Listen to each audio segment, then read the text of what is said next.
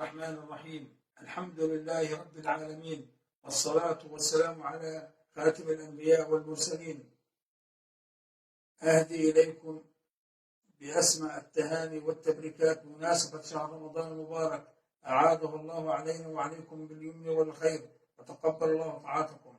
من الأرض المقدسة القدس، المسجد الأقصى المبارك، فلسطين، إلى فخامة رئيس جمهورية صوماليلاند موسي بيحي عبدي، حفظك الله ورعاك.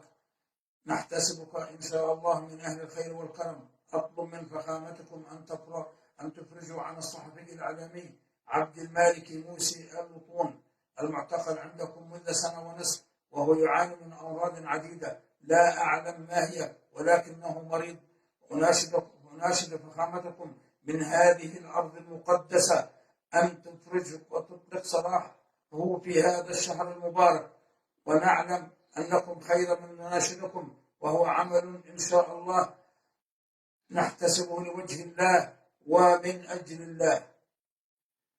وأنا قد خرجت عندكم في الصوماليلاند قبل سنتين مع جماعة الدعوة والتبليغ من الأرض المقدسة المسجد الأقصى المبارك فلسطين، وقد فرحنا عندكم كثيرا لما رأيناه من كرم الضيافة، وقد قلت لهم جملة تسطر بماء الذهب: أنكم يا أهل صوماليلاند بشرتكم سوداء وقلوبكم بيضاء.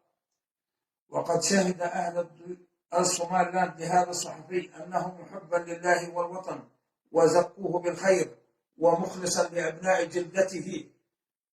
نرجو من فخامتكم أن تفرجوا عنه بأسرع وقت ممكن ليعود لأحضان أمه وأولاده وزوجته، فهم بانتظاره على أحر من الجمر لإدخال السرور والفرح والسعادة إلى قلوبهم في هذا الشهر المبارك.